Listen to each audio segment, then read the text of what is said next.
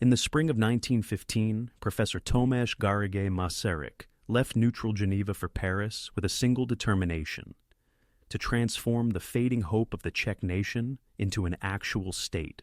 The Austro-Hungarian monarchy was struggling in the war vortex, and its nations felt that the bond to Vienna was loosening. Masaryk, a slender man with a penetrating gaze, began a diplomatic journey that took him 3 painful years. In London, he convinced ministers that Central Europe needed a democratic bulwark. In Washington, President Wilson listened to him, whose 14 points dissolved the old empire like smoke. Simultaneously, legions composed of Czech and Slovak prisoners of war were growing around the world. On Siberian steppes, in the Italian Alps, and by the French River Aisne, they swore an oath to a new republic that no one had yet seen. Their banners fluttered in the endless storm, and the awareness that they were fighting not only for survival, but for a name written on the map, gave them strength. Every victory of the legionnaires was for Masaryk a diplomatic coin with which he paid for recognition of the future state. In the autumn of 1918, the fronts were breaking. Emperor Karl declared federalization, but it came too late.